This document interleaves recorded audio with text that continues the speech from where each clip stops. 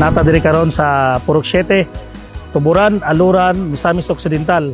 Kung din nihatag ang Iligan City Eagles Club in cooperation with the proposed Iligan Pax Philadelphos Eagles Club from Iligan City. Niabot mi karon to give community service sa kaning lugar. As we all know, mga kuya na isa-isa sa mga dako nga apektuhan during the time sa LPA last December.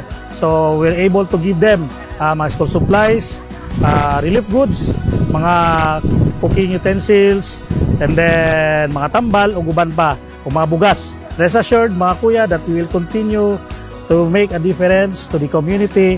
Kay sa karon atong mga igsoon dire, they are badly devastated no nga area, and hopefully we can inspire them and motivate them more na makabalik sila sa ilang normal na kinabuhi dire.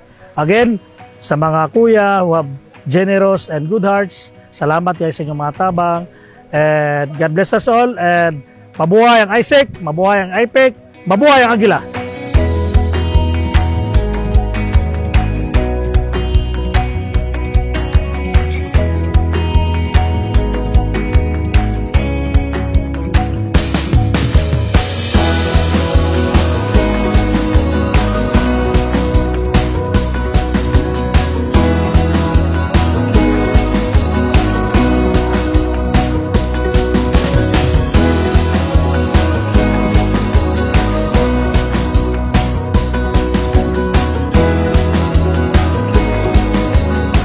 Nakahuna-una mi nga maghatag kay kita sa una sa taga-Iligan agi po tagsindong, which is lisod kayo ang kanang walang-wala gyud.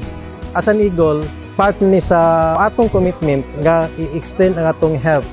The more nga makita nga natay natabangan, the more sad ang mahimog action nga sila pod sa ilahang part nga makatabang sad i-spread ang pagkinabangay.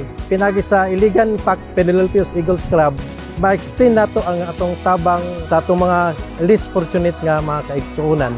Mabuhay ang Agila!